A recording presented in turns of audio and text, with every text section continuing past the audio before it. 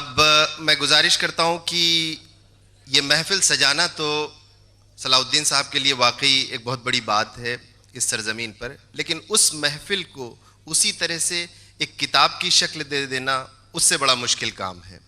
हमारी मैगज़ीन को जो आप तक पहुंचाते हैं उनका नाम है जनाब आदिल सरवर। वो एक अच्छे शायर भी हैं। मैं उनसे गुजारिश करूंगा कि जनाब आदिल सरवर साहब तशरीफ़ लाएं। जनाब आदिल सरवर।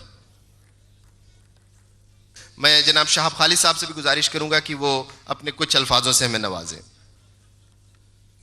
आज जिस मुशायरे के मोहतरम सदर हिज एक्सीलेंसी मिस्टर भंडारी, इस मुशायरे के रूह रवां जनाब सलाउद्दीन साहब, मुअज़्ज़िज़ शोरा इकराम, सामईन इकराम, वतन की रेत मुझे एड़ियाँ रगड़ने दे, वतन की रेत मुझे एड़ियाँ रगड़ने दे, मुझे यकीन है पानी यहीं से निकलेगा।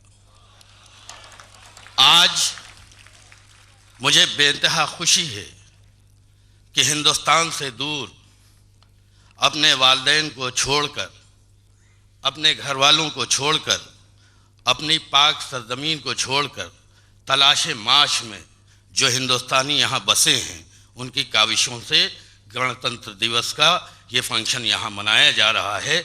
वो काबिल एहतराम है, मैं उन्हें सलाम करता हूँ। खुमार फाउंडेशन की जानिब से मैं एक पैगाम लेकर के आया हूँ कि हिंदुस्तान जो दुनिया की सबसे बड़ी डेमोक्रेसी है उसकी जीती जागती मिसाल है कि आज दुबई में सैयद सलाउद्दीन साहब और उनके रफ़्का आज प्रजातंत्र को ज़िंदा किए हुए हैं। मैं उनका शुक्रगुजार हूँ। उन्होंने मुझे यहाँ बुलाया।